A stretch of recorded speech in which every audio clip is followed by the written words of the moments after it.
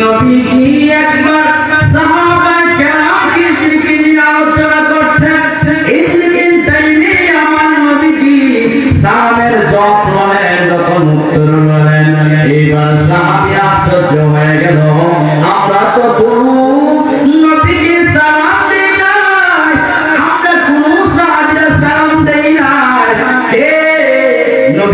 সালাম দিল নবী সালামের উত্তর হলো কারণটা কি কোন সাহাবী সাহস নাই নবীকে বলা ইন টাইমে একজন সাহাবী দাঁড়ায় কয় ইয়া রাসূলুল্লাহ ইয়া হাবিবাল্লাহ নবী গো ও মায়ের নবীজি আমরা কোন সাহাবী আপনার সালাম দেই না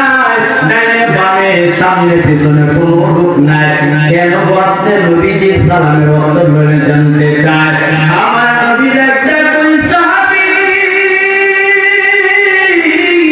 ও সাহাবীরা তোমরা কেউ আমার সালাম উত্তর দাও না দেখায়া দেখো একটা যে উঠে গাদা ওই উঠটা আমাকে সালাম দিয়েছে জবান খুলে বলুন সুবহানাল্লাহ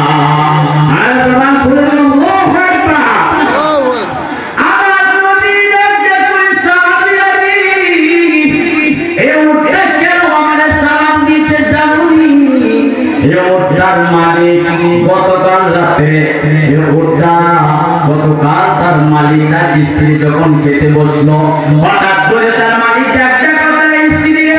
ও পানের স্ত্রী এই উঠটা দুর্বল হয়ে গেছে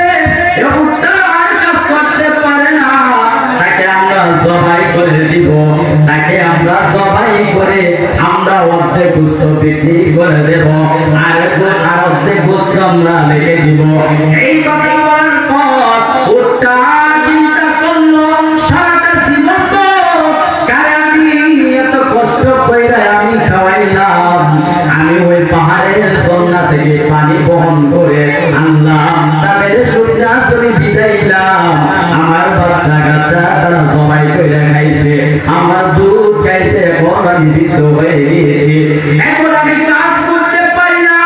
সেই জন্য আমার সবাই করে দিবে এমনটা কার কাছে বিচার দিবে কার কাছে মনের কথা বলবে যখন ফজরের আযান হয়ে গেল মসজিদের নববীর মধ্যে তখন উঠটা দৌড়াইয়া আমার দরবারে হাজির হইয়া আমাকে সব ঘটনা বলে বলছে বলুন সুবহানাল্লাহ আরে যার প্রেমেতে মজনু হলো আরে যার প্রেমেতে মজনু হলো খোদের রাব্বানা একজন নবী আসিল গো সোনার মদিনায় একজন নবী আসিল গো সোনার মদিনা আরে যার প্রেমেতে মজনু হলো যার প্রেমেতে মজনু হলো খোদের রাব্বানা একজন নবী আসিল গো সোনার মদিনা একজন নবী আসিল গো সোনার মদিনা আরে যাহারা গো মনের তোরে আরে কাবা যুগে সাজদাই পড়ে আরে যাহারা গো মনের তোরে আরে কাবা যুগে সাজদাই পড়ে তিনি আমার নূরের নবী সাহেব মদিনায় বলো তিনি আমার নূরের নবী সাহেব মদিনায় একজন নবী আসিল গো সোনার মদিনা একজন রাসূল আসিল গো সোনার মদিনা আরে যার প্রেমেতে মজনু হলো যার প্রেমেতে মজনু হলো খোদের রাব্বানা একজন নবী আসিল গো সোনার মদিনা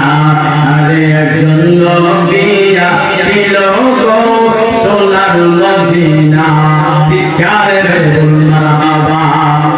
ওরে আমার বন্ধুরে আমার নবী সাহাবীরা কি বলে ও সাহাবীরা এই উটটা আমার দরবারে আসলো আমি যেন তাকে জবাই থেকে যেন রক্ষা করতে পারি এই উটটা আমার কাছে বিচার দিল ইন্দিবিন তাকায়া থেকে উটের মালিক দৌড়াইয়া ওই উটটার দিয়ে একটা রশি নিয়ে আসতেছে এইবার আমার নবী ডাকটা বলে ও বেদুইন তুমি কি উটের মালিক নাকি ডাক্তার বলে ইয়া রাসূলুল্লাহ ইয়া হাবিবাল্লাহ আমি বলছি উটের মালিক।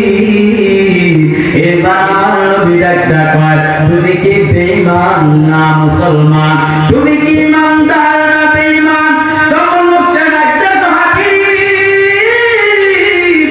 আমার বাপ দাদার 14 গোষ্ঠীর চুল কালিমা কিয়া নবীজি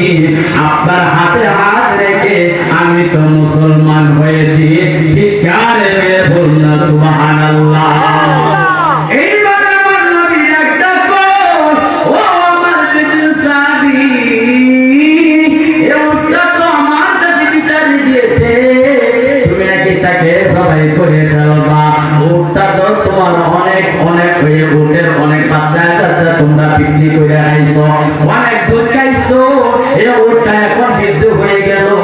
কাজ করতে পারে না, তাকে সবাই করে ফেলবা। না না তাকে সবাই করিও না,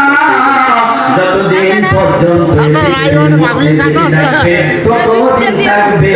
তুমি তাকে সবাই করবা না। আজকে আমার দরবার থেকে ওয়াদা করে দাও। চিৎকারে বলুন না সুবহানাল্লাহ। এইবার তার গলার মধ্যে রশি লাগাইও,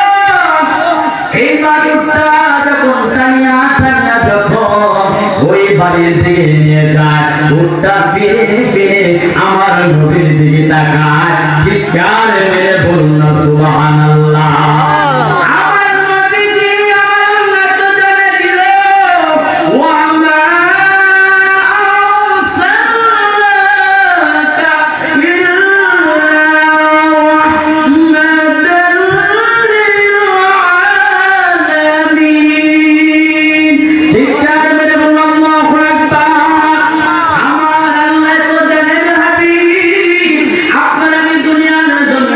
রহমতের হিসাবে প্রেরণ করেছি। আমি শুধু আপনার মানুষের জন্য রহমত পাঠাই না,